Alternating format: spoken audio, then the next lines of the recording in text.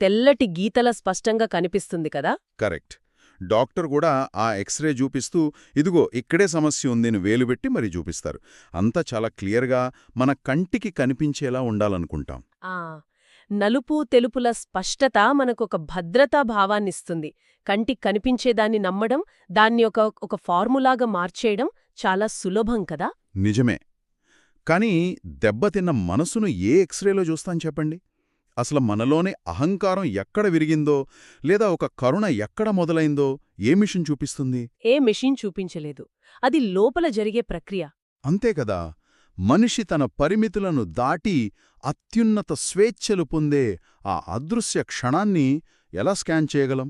అందుకే ఈరోజు మన ఈ లోతైన విశ్లేషణలో సరిగ్గా ఆ పని చేసే ఒక అద్భుతమైన మూలాన్ని తీసుకున్నాం. అవును, అదొక కవిత కదా. అవునండి. విహరించితి విహరించితి అనే ఒక కవిత మనిషి అంతర్గత చైతన్యం ఎలా పరిణామం చెందుతోందో ఆ సత్య దర్శనం చేసుకునేంతవరకు లోపల ఎలాంటి భావోద్వేగ ప్రయాణం జరుగుతోందో అక్షరాల్లో బంధించిన ఒక మ్యాప్ లాంటిది ఈ కవిత. ఖచ్చితంగా ఇది కేవలం ఆ కొన్ని పంక్తులున్న సాధారణ కవిత కాదు. ఒక మనిషి లోపల జరిగే ఒక సుదీర్ఘమైన మానసిక, ఆధ్యాత్మిక ప్రయాణానికి ఇది ఒక అద్దం లాంటిది. పైగా ఇందులో వాడిన పదాలు చూస్తే ఒక్క కుదుపుతాయి.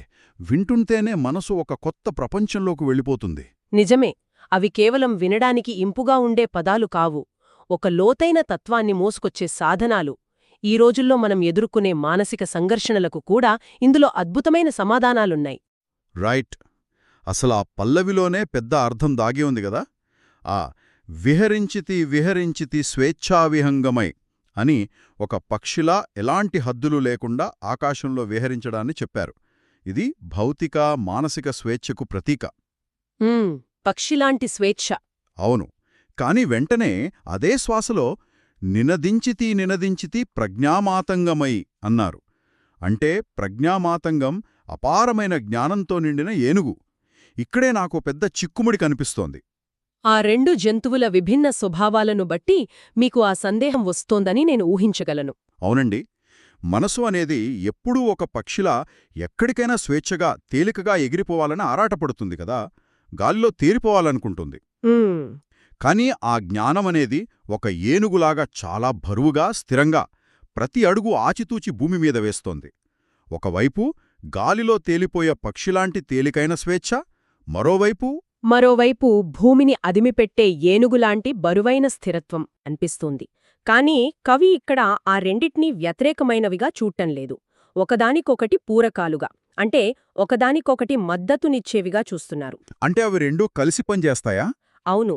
మనం దైనందిన జీవితంలో అనుకునే స్వేచ్ఛ వేరు, కవి చెబుతున్న స్వేచ్ఛ వేరు. బాధ్యతలను వదిలేసి ఇష్టమొచ్చినట్లు ప్రవర్తించడం స్వేచ్ఛ కాదు ఇక్కడ. అంటే రెస్పాన్సిబిలిటీస్ వదిలేయడం కాదు. ఖచ్చితంగా కాదు. నిజమైన స్వేచ్ఛ అంటే మనల్ని బంధించే భయాలు, అనవసరమైన ఆలోచనలు, ప్రాపంచిక కోరికల నుండి మనస్సు విముక్తి పొందడం. ఎప్పుడైతే ఆ స్వేచ్ఛావిహంగంలాంటి తేలికపాటి స్థితి మన మనస్సుకు దక్కుతుందో అప్పుడే ఆ విశాలమైన ఆకాశంలో లోతైన జ్ఞానం స్థిరపడుతుంది. రైట్. అంటే బరువైన జ్ఞానాన్ని మోయాలంటే మనస్సు ముందు తేలికపడాలి అంటారా? 100కి 100 పాళ్ళు. ఏనుగును గమనించండి. అది అత్యంత బలమైన జంతువు, చాలా బరువైనది. కానీ దాని నడకలో ఎలాంటి తొందరపాటు ఉండదు.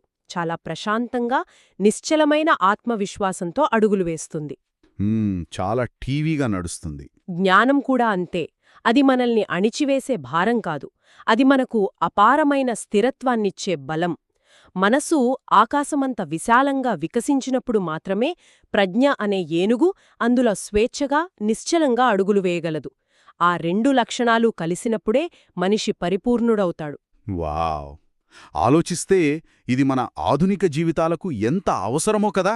ఎందుకంటే మన మనసు ఎప్పుడూ ఒక పక్షిలా ఎగురుతూనే ఉంటుంది, కానీ అది స్వేచ్ఛగా కాదు. ఆందోళనలతో కదా. అవును. ఆందోళనలతో, ఒత్తిడితో అటు ఇటు కొట్టుకుంటుంది. దానికి ఏనుగులాంటి స్థిరత్వం లేదు కాబట్టే మనం అంతగా అలసిపోతున్నాం. ఈ సమతుల్యత సాధించడం అనేది నిజంగా ఒక అద్భుతమైన స్థితి. అవును, అదొక అత్యున్నతమైన బ్యాలెన్స్. అయితే ఎవరైనా సరే అంతటి స్వేచ్ఛను, అపారమైన జ్ఞానాన్ని సాధించినప్పుడు వారిలో తెలియకుండానే నేను సాధించాను అనే ఒక ప్రాథమికమైన అహంకారం పుట్టుకొస్తోంది గదా. మరి ఆ అహంకారాన్ని ఈ కవిత ఎలా విశ్లేషిస్తోంది? అసలు అంతటి జ్ఞానం వచ్చాక కూడా ఆ ఈగో బతికే ఉంటుందా? ఏంటంటే ఈ మానసిక ప్రయాణంలో అత్యంత కీలకమైన మలుపు అదే. కవితలో ఆ స్థితిని చాలా సున్నితంగా కాని అత్యంత ప్రభావవంతంగా వర్ణించారు. హ్మ్. ఆ పులకరించి పరవశించి నేను నశించిన క్షణం అన్నారు. ఇక్కడ నశించడం అంటే మనిషి భౌతికంగా అంతరించిపోవడం కాదు. నేను అనే అహంకారం, ఆ ఆధిపత్య భావన పూర్తిగా కరిగిపోవడం. ఓ, ఈగో చనిపోవడం అన్నమాట. అవును. ఆ పారవశ్యంలో వాళ్లకు తాము వేరు, ఈ విశ్వం వేరు అనే సపరేట్ భావన అస్సలుండదు. అవును. ఆ నేను నశించిన క్షణం, ఆ వెంటనే పలకరించి పలవరించి నేను ప్రణవించిన క్షణమని కూడా రాశారు కదా. అంటే తానే ఒక ఓంకార నాదంగా ప్రణవనాదంగా మారిపోవడం. ఇక్కడే విషయం చాలా ఆసక్తికరంగా మారుతుంది. అవును. ఎలాగంటే సాధారణంగా ఏదైనా నశించినప్పుడు లేదా చనిపోయినప్పుడు అక్కడ ఒక శూన్యం మిగులుతుంది గదా, అంతా ఖాళీ అయిపోవాలి. కాని ఇక్కడ నేను చనిపోయిన వెంటనే ఒక అద్భుతమైన సృష్టి జరుగుతోంది. ఖచ్చితంగా. ఆ తర్వాత పంక్తుల్లో కరుణా ముదితలు ఒక్కుమ్మడిగా మదితాకిన క్షణం అనుంది. అంటే కరుణ మరియు ముదిత. ముదిత అంటే సంతోషం కదా. ఆ రెండూ ఏకకాలంగా మనస్సును ముంచెత్తుతున్నాయి. అలాగే చెలిమి చినుకులు చింది ఎదచిప్పలో ముత్యమైన క్షణం. ఈ వర్ణన నా మనసును నిజంగా పట్టి ఉంచింది. నిజంగా అదొక కావ్య కళాఖండం లాంటి వాక్యం. దాని చదువుతుంటేనే మనకి ఒక ప్రశాంతత కలుగుతుంది కదా. ఆ ముత్యం తయారయ్యే విధానం ద్వారా కవి చాలా లోతైన విషయాన్ని చెప్తున్నాడిక్కడ. అవునండి. సముద్రం అడుగున ఉన్న ఒక ఆల్చిప్పలోకి ఒక చిన్న నీటి బిందువు చేరి ఎన్నో రోజుల తర్వాత అది కరుణారసంతో నిండిన విలువైన ముత్యంగా ఎలా మారుతుందో, అచ్చమలా స్వచ్ఛమైన స్నేహభావం మన హృదయం అనబడే ఆల్చిప్పలో స్థిరపడుతోంది అని కవి చెబుతున్నాడు. చాలా అందమైన పోలిక. కాని ఇక్కడ మనం కొంచెం ప్రాక్టికల్గా ఆలోచించాల్సిన విషయం ఒకటుంది. అసలు అహంకారం చనిపోవడానికి, ఈ కరుణ ఉప్పొంగడానికి సంబంధమేమిటి? అహంకారం కొంచెమైనా లేకుండా మనం ఈ సమాజంలో రోజువారీ జీవితాన్ని గడపగలమా అసలు? మీరడిగిన ఈ ప్రశ్నల్లోనే మన ఆధునిక జీవనశైలిలోని అసలు సమస్య దాగి ఉంది. మనం అహంకారాన్ని ఒక ఆయుధంగా లేదా మనల్ని మనం కాపాడుకునే ఒక కవచంగా భావిస్తాం ఈ రోజుల్లో. ఒక డిఫెన్స్ మెకానిజం లాగా. అవును. నేను అనే భావన మనకు ఇతరులకు మధ్య ఒక అదృశ్య గోడను నిర్మిస్తుంది. మనం ప్రతిదాన్ని మన స్వార్థంతో, మన లాభనష్టాలతో కొలుస్తాం. ఉదాహరణకు, ఎవరైనా మిమ్మల్ని విమర్శించినప్పుడు మీకెందుకంత కోపం వస్తుందో ఆలోచించండి. నన్నన్నారనే కోపం వస్తుంది. రైట్. ఆ కోపానికి కారణం వాళ్లన్న మాటల కాదు, నన్ను అలా అంటారా, నా మాటకు విలువ ఇవ్వరా అనే ఆ అహమే కదా. ఖచ్చితంగా. ప్రతి ఘర్షణ వెనుక, ప్రతి కోపం వెనుక ఎక్కడో ఒకచోట ఆ నేను అనేదే ఉంటుంది. మన ప్రతిష్ఠ దెబ్బతింటుందేమో అన్న భయమే ఉంటుంది. మరి ఆ అడ్డుగోడ పూర్తిగా కూలిపోయినప్పుడు ఏం జరుగుతుంది? మనకు అడ్డుగా ఏమీ ఉండదు. ఎప్పుడైతే ఆ నేను అనే స్వార్థం, ఆ భయం నశిస్తుందో, ఇతరులను కూడా మనలాగే చూడగలిగే విశాల దృక్పథం వస్తుంది. ఓ, ఆ అడ్డు తొలగిపోతుందన్నమాట. అవును. ఆ ఖాళీ అయిన స్థానంలోనే విశ్వవ్యాప్తమైన కరుణ నేరుగా ప్రవేశిస్తుంది. ఆల్చిప్పలోని ముత్యంలాగా. అది అత్యంత స్వచ్ఛమైనది, కల్మషం లేనిది. అహంకారమున్న చోట కరుణకు చోటులేదు. వావ్! అహంకారానికి కరుణకు పడదనమాట. అంతే కదా. అందుకే అహం నశించిన మరుక్షణమే మనసు కరుణతో, సంతోషంతో ఉప్పొంగుతుందని కవి అంత ఖచ్చితంగా చెప్పాడు.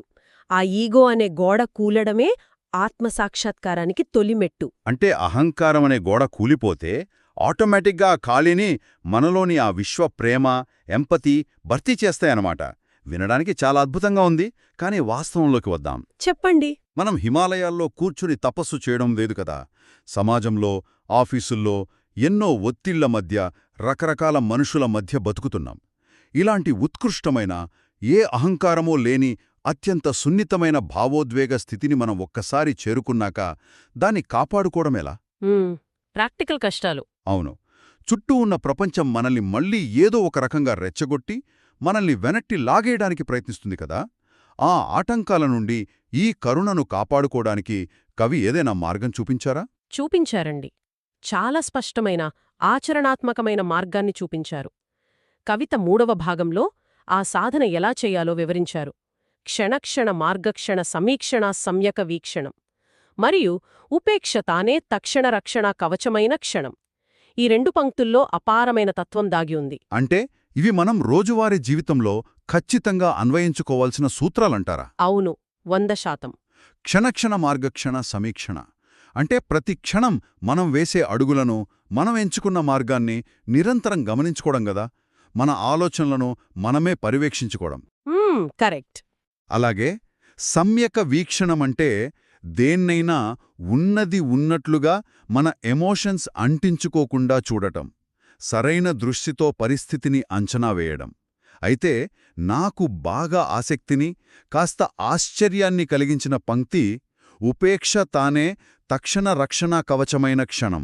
అవును, ఉపేక్ష అనే పదం ఇక్కడ చాలా కీలకమైనది. ఆ పదం మీకెందుకు ఆశ్చర్యాన్ని కలిగించింది? ఎందుకంటే ఉపేక్ష అంటే దేనికి అతిగా స్పందించకపోవడం, ఒక రకమైన నిర్లిప్తత కదా. ఇది చదువుతున్నప్పుడు నాకు వెంటనే సైన్స్ ఫిక్షన్ సినిమాల్లోని ఒక దృశ్యం గుర్తొచ్చింది. ఓ, సైన్స్ ఫిక్షన్ దృశ్యమా? ఏంటది? ఆ సినిమాల్లో హీరోల చుట్టూ ఒక అదృశ్య రక్షణ కవచం ఉంటుంది కదా, ఫోర్స్ ఫీల్డ్ అంటారు. బయట నుండి శత్రువులు ఎన్ని లేజర్ గన్స్తో కాల్చినా, ఎంత దాడి చేసినా ఆ ఫోర్స్ ఫీల్డ్ వాటన్నింటినీ ఆపేస్తోంది. ఆ హీరో మాత్రం చాలా ప్రశాంతంగా ఆ దాడుల గురించి ఏమాత్రం పట్టించుకోకుండా తన దారిన తాను నడుచుకుంటూ వెళ్తుంటాడు. చాలా మంచి పోలిక ఇది. ఇక్కడ కూడా బాహ్య ప్రపంచంలోని విమర్శలు, అవమానాలు లేదా ప్రశంసల్లాంటి ప్రతికూలతలు తగలకుండా ఈ ఉపేక్ష అనేది ఒక ఫోర్స్ ఫీల్డ్లా పనిచేస్తోందని అర్థమవుతోంది. కానీ నా ప్రశ్న ఏమిటంటే, కేవలం నిర్లిప్తంగా ఉండటం, పరిస్థితిని చూస్తూ ఊరుకోవటం అనేది ప్రాక్టికల్గా ఒక రక్షణ కవచంలా ఎలా మారుతుంది? అంటే యాక్షన్ తీసుకోకపోవడమని మీ ఉద్దేశమా? అదే కదా. ఎవరైనా మనకు అన్యాయం చేస్తున్నప్పుడు, లేదా మన వర్క్ ప్లేస్లో పాలిటిక్స్ జరుగుతున్నప్పుడు యాక్షన్ తీసుకోకుండా సైలెంట్గా ఉండటమే ఉపేక్షణ? అదే మనల్ని రక్షిస్తుందా? మీరు వాడిన ఆ అదృశ్య రక్షణ కవచమనే పోలిక చాలా అద్భుతంగా సరిపోయిందిక్కడ. కానీ ఒక చిన్న సూక్ష్మాన్ని మనమిక్కడ తప్పకుండా గమనించాలి. ఉపేక్ష అంటే అన్యాయం జరుగుతుంటే చేతులు కట్టుకుని కూర్చోవడం కాదు, లేదా ఏమీ పట్టనట్లు బద్ధకంగా, బాధ్యతారహితంగా ఉండడం కాదు. ఓ కాదా? కాదు, మార్గక్షణ సమీక్షణ అని కవి ముందే చెప్పారు కదా. అంటే వాళ్ళు అత్యంత చైతన్యంతో తమ చుట్టూ ఏం జరుగుతుందో గమనిస్తూనే ఉన్నారు. తమ మనసును ఎప్పటికప్పుడు సమీక్షించుకుంటున్నారు. అంటే అంతా గమనిస్తున్నారు, కాని దానికి ఎమోషనల్గా రియాక్ట్ అవ్వడం లేదు. ఖచ్చితంగా. దీన్నే మనం దైనందిన జీవితానికి అన్వయించి చూద్దాం. ఆఫీస్లో ఎవరైనా మిమ్మల్ని అకారణంగా విమర్శించారు అనుకుందాం. సాధారణంగా మన అహం దెబ్బతిని కోపంతో ఊగిపోతాం, వారితో గొడవకు దిగుతాం, లేదా డిప్రెషన్లోకి వెళ్ళిపోతాం కదా. అవును, చాలా కామన్గా జరిగేదేది. కానీ సమ్యక వీక్షణమున్న వ్యక్తి దాన్ని కేవలం ఒక సంఘటనగా చూస్తాడు, పరిస్థితిని అంచనా వేస్తాడు. ఆ విమర్శలకు కుంగిపోడు, అలాగే ఎవరైనా పొగిడితే గాలిలో తేలిపోడు, దేనిపైనా ప్రాపంచిక వ్యామోహం పెంచుకోడు. రైట్. ఆ సమతుల్యతే, ఆ డిటాచ్మెంట్ అనేది ఒక అదృశ్య కవచంలా మారి వారి మనశ్శాంతిని కాపాడుతుంది. బయటి ప్రపంచం ఎన్ని రాళ్లు విసిరినా ఆ ఉపేక్ష కవచం వాటిని పూలవానగా మార్చేస్తుంది, లేదా అక్కడే ఆపేస్తుంది, వాళ్ల అంతరంగానికి చేరనివ్వదు. అదే వాళ్లకు నిజమైన రక్షణ. మీరు యాక్షన్ తీసుకోవచ్చు, కాని కోపంతో కాదు, స్పష్టతతో. ఎంత స్పష్టంగా ఉందో ఈ ఆలోచన. ప్రతి విషయానికి విపరీతంగా ఎమోషనల్గా స్పందించేయడం వలనే మనం మన శక్తిని కోల్పోతున్నాం. అంటే దేనికి అతిగా అతుక్కోకుండా ఉండటమే, ఒక సాక్షిలాగా నిలబడటమే మనం కాపాడుకునే అతిపెద్ద ఆయుధం. కరెక్టుగా చెప్పారు. ఇది వినడానికి సులభంగా ఉన్నా ప్రతి క్షణం అలా గమనించుకుంటూ ఉండటం నిజంగా ఒక నిరంతర సాధన. సరే, ఇలాంటి ఒక అభేద్యమైన రక్షణ కవచాన్ని ధరించి నిరంతరం ప్రతి క్షణాన్ని సమీక్షించుకుంటూ సరైన దృష్టితో ముందుకు సాగుతున్న ఈ ప్రయాణికుడు, అంటే ఈ అత్యున్నత చైతన్యం అసలు ఎక్కడికి ప్రయాణిస్తోంది? ఈ అన్వేషణకు ఒక అంతిమ గమ్యమంటూ ఏమైనా ఉందా? ఖచ్చితంగా ఉంది. ఈ సుదీర్ఘమైన అన్వేషణ ఒక అనూహ్యమైన, అద్భుతమైన గమ్యానికి చేరుకుంటుంది. కవిత ముగింపు పంక్తుల్లో ఆ గమ్యం తాలూకు లోగైన వర్ణన ఉంది. ఆ చివరి పంక్తులు. అవును, ఆ పంక్తులొక్కసారి గుర్తుచేసుకుంటే సత్య సందర్శన నిరీక్షణలో విముక్తమైన క్షణం, అలాగే పునర్భవించని నవ శిక్షిత చైతన్యం లయించిన క్షణం. ఈ మొత్తం మానసిక ప్రయాణం యొక్క సారాంశం, దాని పరాకాష్ట ఇక్కడే ఉంది. ఇక్కడే నేను కవి ఆలోచనా విధానంతో కొంచెం విభేదించాలనుకుంటున్నాను. లేదా నా ఆలోచనకు ఇది కాస్త విరుద్ధంగా అనిపిస్తోంది. తప్పకుండా. ఎక్కడ మీకు అసమ్మతి కలుగుతోందో చెప్పండి. సాధారణంగా మన జీవితాల్లో నిరీక్షించడం అంటే దేనికోసమైనా ఎదురుచూడటం అనేది ఎప్పుడూ ఒక స్ట్రెస్ కదా.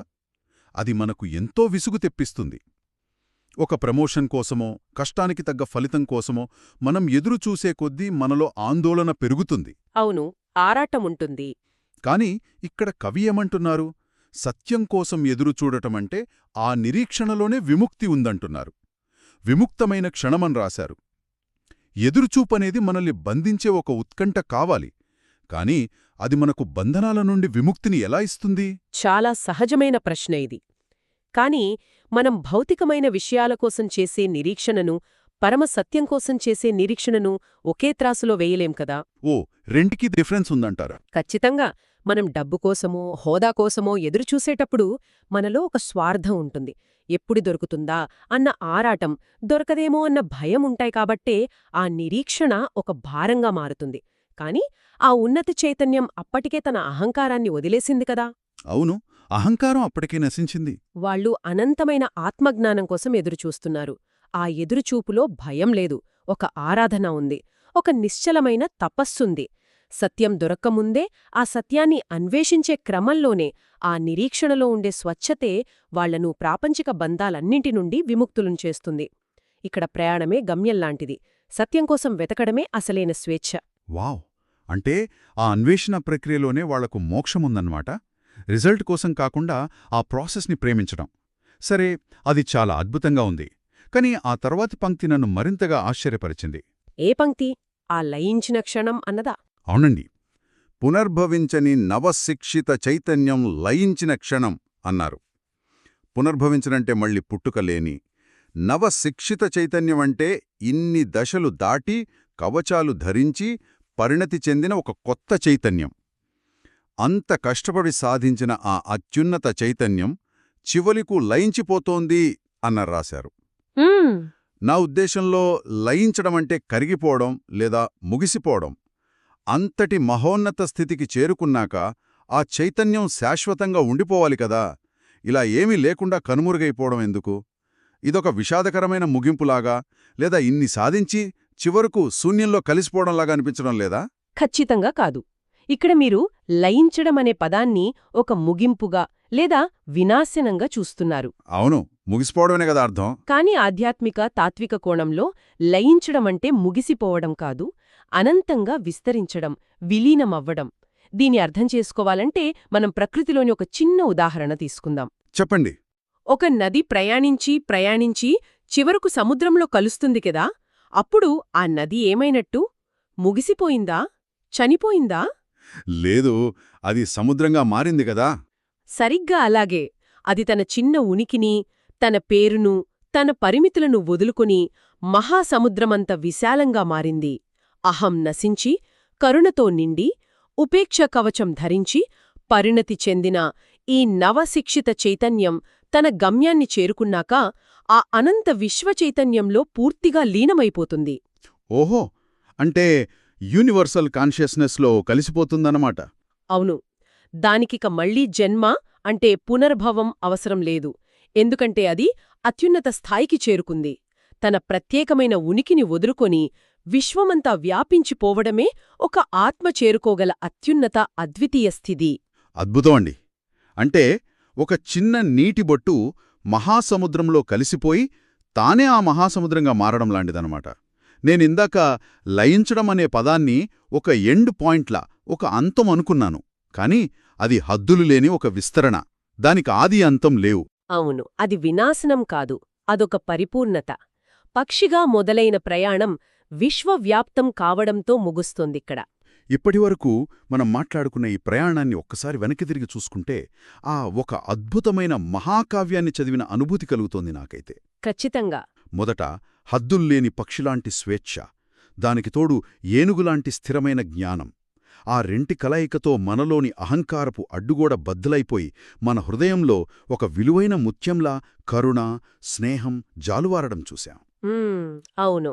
ఆ సున్నితమైన స్థితిని ఈ బాహ్య ప్రపంచం నుండి కాపాడుకోవటానికి ప్రతిక్షణం మనల్ని మనం గమనించుకుంటూ ఆ ఉపేక్షను ఒక అదృశ్య రక్షణ కవచంగా ధరించడం కూడా తెలుసుకున్నాం. చివరకు సత్యం కోసం ఎదురుచూడటంలోనే విముక్తిని అనుభవిస్తూ పరిణతి చెందిన ఆ చైతన్యం ఒక నది సముద్రంలో కలిసినట్లుగా విశ్వంలో లయించిపోవడం వరకు అసలు మనిషి తనను తాను ఎంత లోతుగా అర్థం చేసుకోగలడో ఈ కవిత మనకు కళ్లకు కట్టింది. హాయిలో జీవించే విధానం. నిజమే. మనం మొదట్లో మాట్లాడుకున్న ఆ ఎక్స్రే మెషిన్ గుర్తొస్తోంది ఇప్పుడు నాకు మళ్ళీ. ఎందుకంటే మనిషి లోపల జరిగే ఈ చైతన్య ప్రయాణాన్ని ఏ స్కానింగ్ రిపోర్టు చూపించలేదు గదా. దాన్ని కేవలం ఇలాంటి అద్భుతమైన కవితల ద్వారా మాత్రమే మనం దర్శించగలం. కరెక్ట్. మన అంతరంగానికి అదే స్కానింగ్. అయితే ఇదంతా విన్న తర్వాత మన దైనందిన జీవితాలకు సంబంధించిన ఒక ఆలోచన నన్ను తీవ్రంగా తుల్చిస్తోంది. వినేవారికి కూడా ఇదొక పెద్ద ప్రశ్న కావచ్చు. ఏంటది? ఈ కవిత ప్రకారం ఎన్నో ఆటంకాలను దాటిన ఆ అత్యున్నత చైతన్యం యొక్క అంతిమ లక్ష్యం ఆ అనంతమైన విశ్వంలో లయించిపోవడం కదా. అంటే తనకంటూ ఒక ప్రత్యేకమైన ఉనికి లేకుండా అంతటా విలీనమైపోవడం. కాని మనం నిజ జీవితంలో చేస్తుందేంటి? అంతా ఉనికి కోసమే ఆరాటం కదా.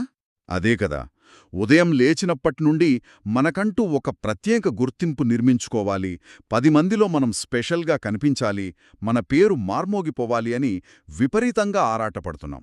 మనం బతుకుతున్నదే ఆ ఐడెంటిటీ కోసం. బహుశా మనకంటూ ఒక సపరేట్ ఐడెంటిటీని నిర్మించుకోవడానికి మనం పడే ఈ ఆరాటమే మన నిజమైన స్వేచ్ఛకు అతిపెద్ద అవరోధంగా మారుతోందా? చాలా బలమైన ప్రశ్నండి ఇది. అవును. నేను వేరు అని నిరూపించుకోవాలనే ఈ తపనే మనల్ని ఆ సత్యదర్శనానికి మరింత దూరంగా తీసుకువెళ్తోందా? బహుశా మనందరం ఒకసారి మనల్ని మనం ఈ ప్రశ్న అడగాల్సిన అవసరం ఎంతైనా ఉందేమో ఆలోచించాలి. ఏదేమైనా మళ్ళీ ఇంకో ఆసక్తికరమైన మూలంతో, మరో లోతైన విశ్లేషణతో కలుద్దాం. అప్పటివరకు సత్యాన్ని అన్వేషిస్తూ ఆ ప్రయాణాన్ని ఆస్వాదిస్తూ ఉండండి.